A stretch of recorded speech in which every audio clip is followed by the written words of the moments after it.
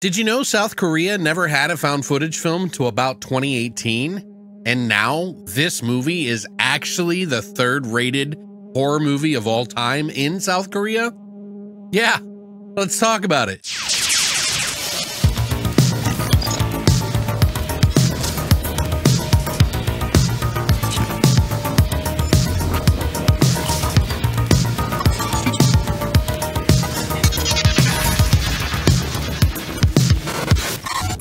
What's up, guys, and welcome back to Beyond the Void Horror Podcast. My name is Alex, and today we're going to be doing a spoiler-free review and an unboxing of Gonjiam Haunted Asylum. That's right, it's the first found footage Korean horror film ever made. And I had no idea that this was the first one when I first saw it, but a lot of the extras in here told me all about the story. Second Sight just put this out not too long ago. They have a special edition that we'll go into in depth with all the extra ingredients. Thank you for sending this out to me. Up front, I want to let you know it is a Region B Blu-ray, but I know a lot of you guys who are watching this channel, of course, have a region-free Blu-ray player or want to get one in the future. And if you want a definitive collection of this movie, this might be the way to go. But let me tell you what it's about first, what I think of it, and then we'll get into all the extra ingredients, okay?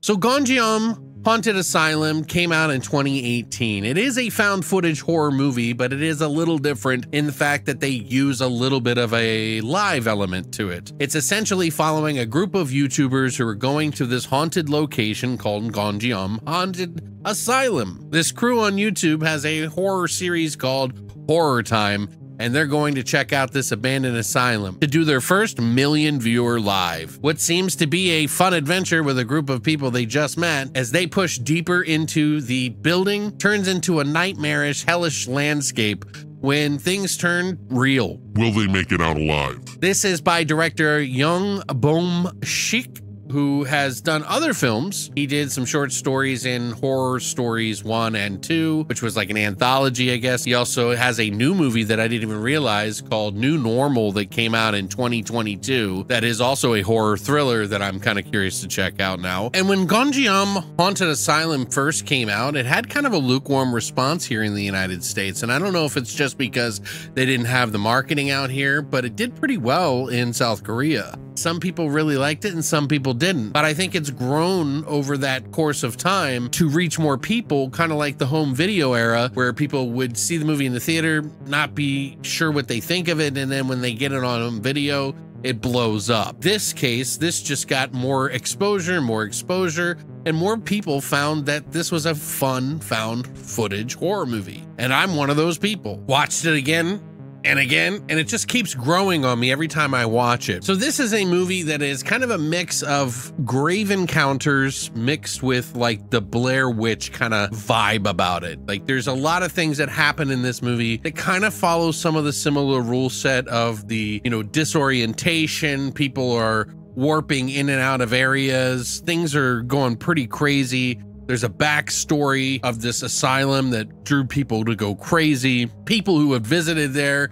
had fell to their deaths, and one survived and went mad. There's just a ton of stories that help pad this movie to make it something different. Add to the fact that it's a real location, real asylum, and it even has some actual weird events that occurred there. Well, you have a perfect recipe for a found footage film. This team of YouTubers go in there and they are having a blast, and slowly, like, pieces of their fun get torn away from them as they start to delve deeper into this asylum. There's a door in this one level on level 4, room 402, that they're trying to get into, and you find that out early on in the movie because it shows you some other found footage that they had from another group of people that went there to try to open the door, and then there's all this mystery. Somehow the door is locked and nobody can get into it, and they're going to be the ones to finally open the door to a million different people on live. They're strapped to the nines with a ton of different camera gear, like GoPros, Go Session Pros, that show their face and anything that's in front of them with these chest rigs, which is really cool. It's a very unique effect that they use in this movie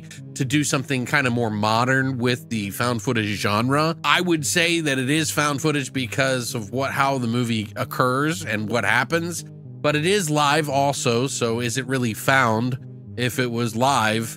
You know, I get that. There are a couple of things in this movie that kind of bash heads logically a little bit. You have to let go of a couple of things that happen in the movie that are a little logic breaking, but ultimately the tone of the movie is there. And that's what people love about this movie, because there are some really weird, scary parts in this movie. Trip me out. Anyway, I have enjoyed this movie. We did it for like Halloween, like last year, I think, or the year before. Love watching it, Christina and I.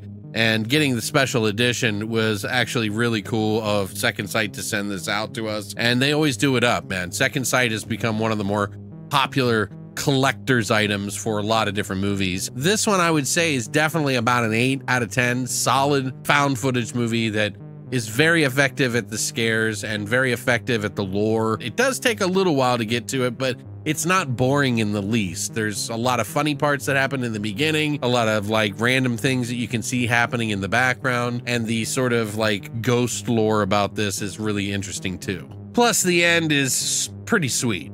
But yeah, what I'm gonna do now is I'm gonna get into the ingredients, what's inside of the box. I'll show you a little B-roll of what's inside the box and kind of what to expect for the features and things. Let's do that now.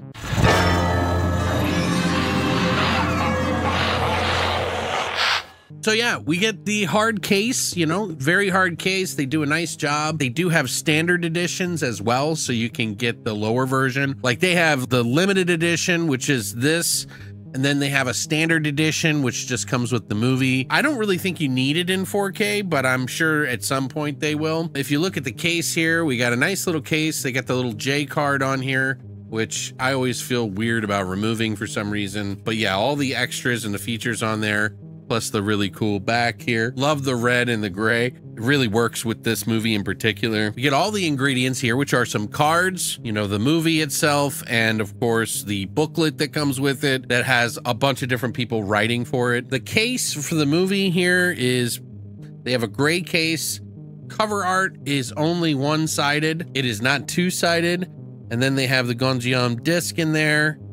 Pretty standard stuff there. We do also get the cards here, which, you know, there's a ton of different ones in here. I don't think you can use them for mailing, but they're kind of like those cards.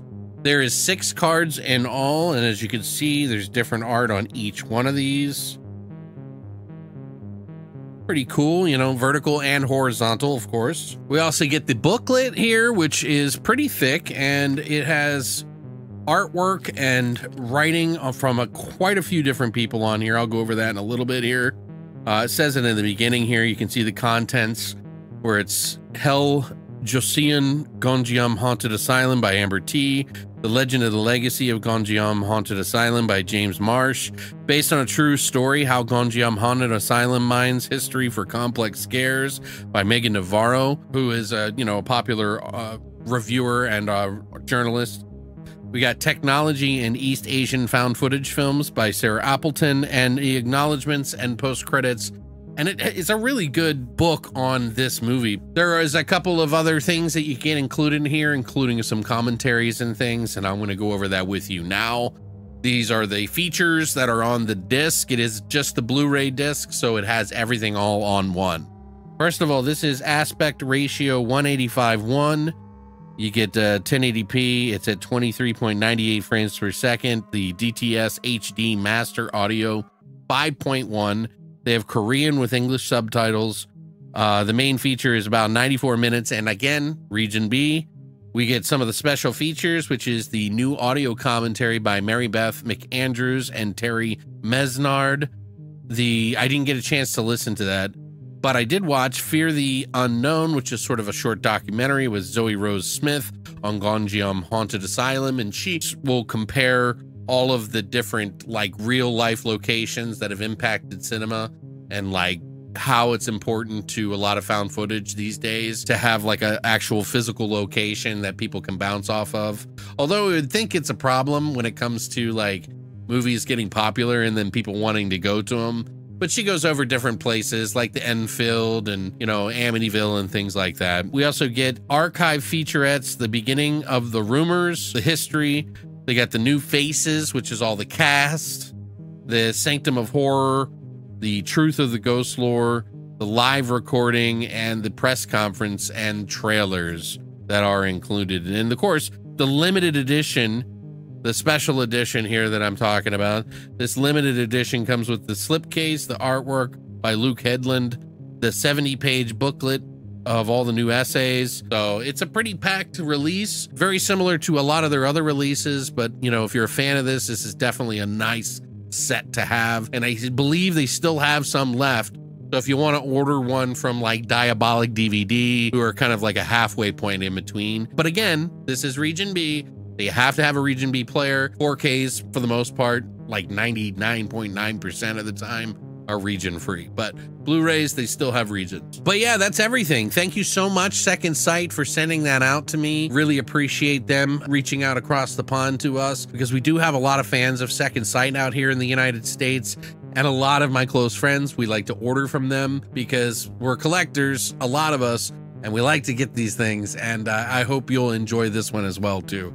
I'm very glad to have this version of the movie, and it looks fantastic to me in Blu-ray, and I think that's the way to watch it. It's definitely beating my DVD version. So, but yeah, thank you guys so much for stopping by. I am playing catch up for a lot of movies that I've got to do, including gifts that were sent to me. I have an entire haul that we haven't even edited yet, but I've recorded it. And then a few other movies still from the Fantasia Film Festival. But yeah, thanks for coming by, guys. Are you a fan of Gonjiam Haunted Asylum? Have you heard of it before? And are you gonna pick up a copy? Let me know in the comment section down below. Thanks for coming by, and as always, long live the void.